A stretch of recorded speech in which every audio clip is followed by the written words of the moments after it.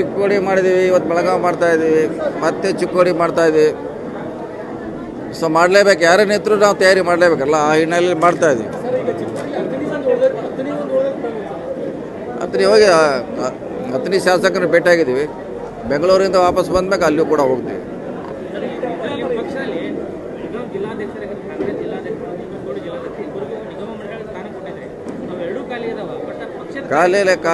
ಖಾಲಿ ಇಲ್ಲ, ಮಾಡ್ತೀವಿ. ಅದೇನು ಎನಿ ಟೈಮ್ ಮಾಡ್ಬೋದು, ನಮ್ಮ ಇದರಲ್ಲಿ ಮಾಡ್ತೀವಿ, ಹುಡುಕ್ತಾ ಇದ್ದೀವಿ.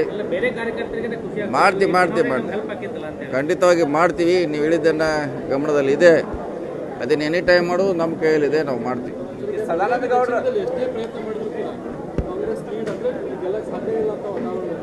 ಇಲ್ಲ ಇದೆ, ಅದು ನಿಜ, ಅದರಲ್ಲೇನು ಪ್ರಶ್ನೆ ಅಲ್ಲ.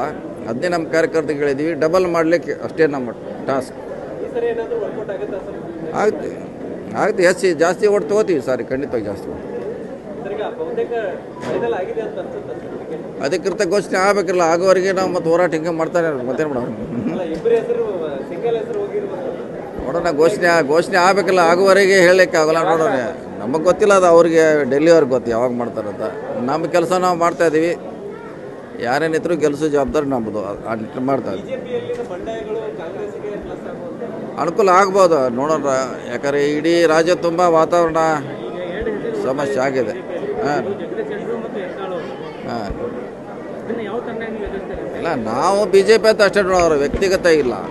BJP ಕ್ಯಾಂಡಿಡೇಟ್ ಅಷ್ಟೇ ನೋಡೋರು ನಾವು. ಯಾರೇ ಹಾಕಿದ್ರು ಕೂಡ ನಾವು ಅವನ್ನ BJP ಅಂತ ನಾವು ಎದುರಿಸ್ತೀವಿ ಅಷ್ಟೇ.